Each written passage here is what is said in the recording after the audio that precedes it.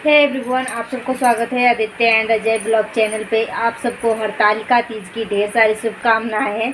माता रानी हम सबकी स्वास्थ्य की रक्षा करे और हमेशा सदा सुखी रहें।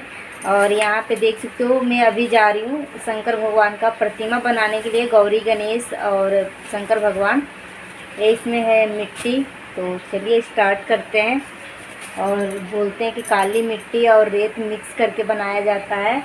तो चलिए मिक्स कर लेते हैं, फिर बनाते हैं। तो फ्रेंड्स देखिए, फाइनली हमारे गौरी गणेश और भोले बाबा का प्रतिमा हमने इस तरीके से बनाया है। उसके बाद जल्दी जल्दी फिर मैं झाड़ू पोछा करने लगी हूँ। तो झाड़ू सब जगह लगाने के बाद मैं पूरे रूम में, पूरे घर में पोछा लगाई हूँ। घर से लेके बाहर तक पूरा साफ़ सफाई करी हूँ। उसके बाद यहाँ पे देख सकते हो, पोछा ओछा लगाने के बाद यहाँ पे मैं दरवाज़ा को साफ़ कर रही हूँ। और उसके बाद किचन की भी क्लीनिंग मैंने कर लिया। गैस स्टोव वगैरह सब कुछ मैंने पोंछ लिया, सिर्फ बर्तन था धोने का, तो मैं बर्तन भी। सो फ्रेंड्स, घर के सारा काम हो गया, झाड़ू पोछा सब कुछ हो गया है। और इधर पूजा की भी मैंने पूरा तैयारी कर लिया है। पूजा का बर्तन वर्तन सब कुछ धुल गए हैं। फल फ्रूट नहाने के बाद में धो के फिर इस्तेमाल करूँगी। इधर पूरा घर में झाड़ू पोछा हो गया। अब चलिए, पूरा चकाचक हो गया है। अब चलिए जल्दी से मैं नहा लेती हूँ। देखिए 5 बज गया है। अब जल्दी से 1 घंटा के अंदर मुझे नहा के तैयार होना है। 6:30 बजे मुझे कथा पे बैठना है, मतलब पूजा पे बैठना है 6:30 बजे तक। सो फ्रेंड्स, यहाँ पे मैं सारे कपड़ा जो जो मैं पहनने वाली हूँ उसको मैं एक जगह में रख लेती हूँ। साड़ी, चूड़ी, गहना सब कुछ मैं एक ही जगह रख लेती हूँ। जब इस तरीके से एक जगह रहता है ना, तो तैयार होने में फिर कन्फ्यूजन नहीं होता है कि क्या पहनूँ नहीं पहनूँ। तो यहाँ पे मैं चुनरी रख लिया हूँ, गला सेट, चूड़ी, फिर सब कुछ, सिंदूर, बिंदी, कंघी, सब कुछ मैं यहाँ पे रख लेती हूँ। उसके बाद मैं तैयार होके फिर मैं आप सबसे मिलती हूँ। और यहाँ पे देख सकते हो, फाइनली मैं तैयार हो गई हूँ और यहाँ पे मैं चूड़ी पहन रही हूँ। तो चलिए जल्दी जल्दी चूड़ी पहन लेते हैं। और मैं अपने बाल को कुछ इस तरीके से बांधी हूँ। और बच्चे हैं छोटे छोटे, तो बोल कभी मन होता है तो वीडियो शूट कर पाते हैं, नहीं तो फिर इग्नोर कर देते हैं। यहाँ पे देख सकते हो, बस मैं चूड़ी उड़ी पहन के तैयार हो गई हूँ। यहाँ पे मैं पैर भी नेल पेंट लगाने के बाद मैं महावर लगाई हूँ। और यहाँ पे देख सकते हो, आलता कलर जो है गिर गया था, तो मैं पेपर से साफ़ करके हाथ धो के फिर मैं आ गई हूँ यहाँ पर पूजा की तैयारी में। तो देख सकते हो, अभी फूल वूल पूरा सब कुछ पहले तैयार करके रख लेते हैं, उसके बाद पूजा करना शुरू करेंगे। तो यहाँ पे देख सकते हो, कलश में मैं ये मौली का धागा बांध रही हूँ। यहाँ पे 5 बार लपेट के इस तरीके से धागा बांध देंगे। और यहाँ पे देख सकते हो, जिस लोटे में मैं कलश रख रही हूँ इसमें स्वास्तिक का निशान बना रखी हूँ। और थोड़ा सा पतला था तो थोड़ा सूखने के बाद कम दिख रहा था, तो मैं दोहरा देती हूँ। यहाँ पे देख सकते हो, फिर उसके बाद मैं ओम लिखती हूँ और फिर 2 निशान लगाती हूँ। इस तरीके से कलश पे निशान लगाने के बाद फिर जहाँ पे कलश रहेगा ना, वहाँ पे अक्षत और फूल डाल के मैं रख दूँगी कलश को। और तो फ्रेंड्स, कलश के अंदर हम सुपारी, चावल, रोली और पैसे डाल के, और जहाँ पे हम कलश रखेंगे वहाँ पे अक्षत और फूल रख देते हैं। और इसके ऊपर एक प्लेट चावल का भरा हुआ रखेंगे और इसके ऊपर हम दीपक रख देंगे। और उसके बाद यहाँ पे देख सकते हो, नारियल में भी 5 बार एक कच्चा धागा लपेट देती हूँ, मौली, और यहाँ पे रक्षा सूत्र जो होता है, और इसको फिर लपेट के फिर इसमें हम टीका लगाएंगे 5 बार। और ये आप जो कलश के ऊपर दीप कलश देख रहे हो ना, इसको हम दीप कलश रख बोलते हैं। एक पात्र अनाज से भरा हुआ और इसके ऊपर हम दीपक रखते हैं, तो इसको दीप कलश बोलते हैं। बहुत सारे लोग जो हैं कलश के ऊपर नारियल भी रखते हैं, तो इसको श्री कलश बोलते हैं। मगर किसी ने बताया था कि अगर आप कलश के ऊपर नारियल रखते हो तो इस नारियल को हम खा नहीं सकते हैं, प्रसाद नहीं कर सकते हैं, उसको हवन में डाला जाता है। मुझे किसी ने बताया, इसलिए मैं आपको बोल रही हूँ। देख सकते हो, पूजा की सारी तैयारियां हो गई है, धूप बाती सब कुछ मैंने जला दिया है। अब चलिए पूजा शुरू करते हैं। यहाँ पे एक बर्तन में देख सकते हो, एक प्लेट में गौरी गणेश और भोले बाबा का प्रतिमा को मैंने स्थापित कर लिया है और पूरा तैयारी हो गई है। तो चलिए पूजा करना शुरू करते हैं। देख सकते हो। जब इस तरीके से पूरा तैयारी हो जाता है ना तो पूजा करने में कोई कन्फ्यूजन नहीं होता है, सब कुछ बहुत ही जल्दी जल्दी और आराम आराम से हो जाता है। जब पूजा करने के लिए जब मैं बैठी तो मुझे याद आया कि मैं तो नाक के ऊपर से सिंदूर ही नहीं लगाई थी। तो यहाँ पे मांग तो भर रखी थी मगर नाक के ऊपर से सिंदूर नहीं लगाई थी। फिर उसके बाद सिंदूर लगाने के बाद यहाँ पे गौरी गणेश और भोले बाबा की प्रतिमा को पहले गंगा जल से स्नान करवाया, गंगा जल और पानी मिक्स करके, उसके बाद चना अमृत से। तो यहाँ पे चना अमृत में मैंने डाला है दूध, दही, शहद, गंगा जल और पानी। तो 5 चीज़ को मिक्स करके चना अमृत बोलते हैं। तो फिर उसके बाद चना अमृत से नहलाने के बाद यहाँ पे पहले गणेश जी को टीका लगाएंगे, उसके बाद सभी देवी देवता को टीका लगाएंगे।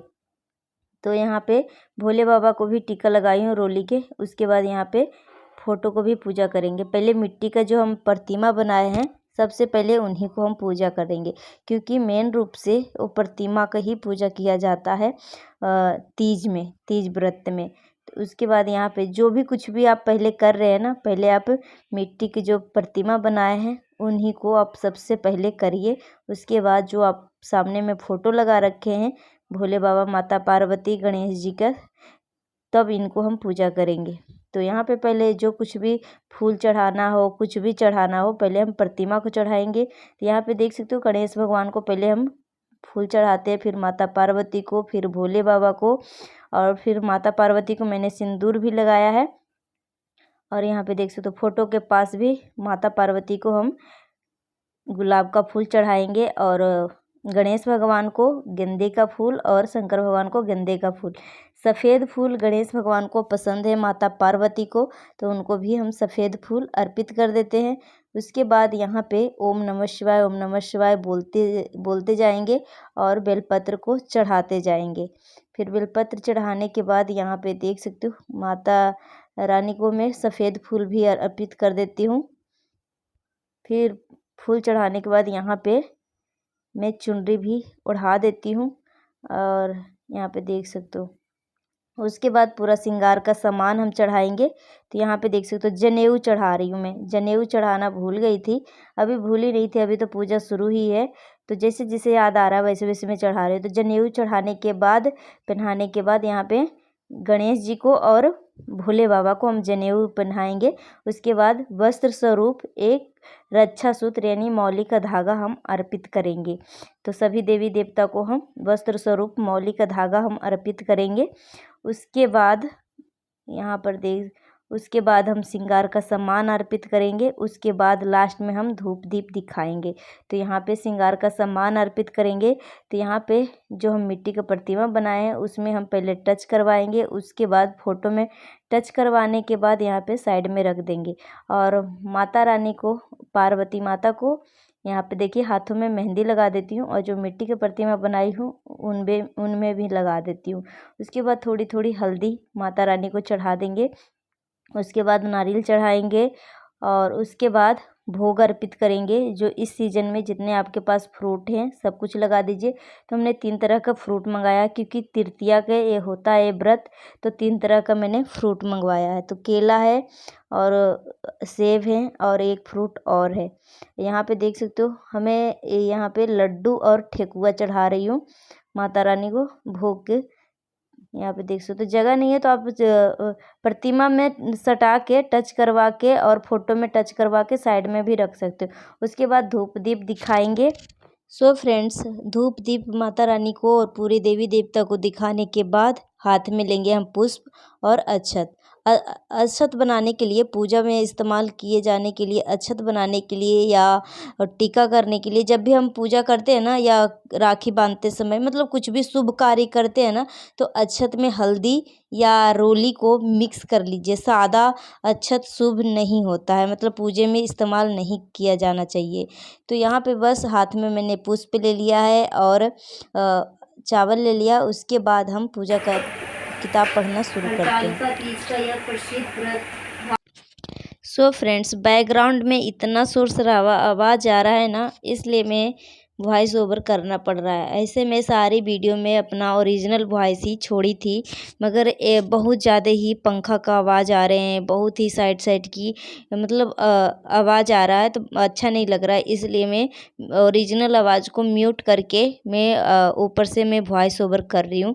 तो कथा पढ़ने के बाद यहाँ पे मैं आरती कर लेती हूँ। सो फ्रेंड्स, यहाँ पे मैं गणपति बप्पा मोरिया का पहले मैं आरती गा रही हूँ, उसके बाद भोले बाबा का गाती हूँ, और उसके बाद सभी देवी देवता को धूप दीप दिखाने के बाद पूरे घर में धूप दीप दिखाने के बाद उसके बाद लास्ट में पति पूजन करती हूँ। तो यहाँ पे चलिए, और आरती में यही मैं गा रही थी कि ओम शिव ओमकारा स्वामी हर शिव ओमकारा, मगर ओरिजिनल आवाज़ में इतना साइड की आवाज़ें आ रही थी ना कि मुझे म्यूट करना पड़ा।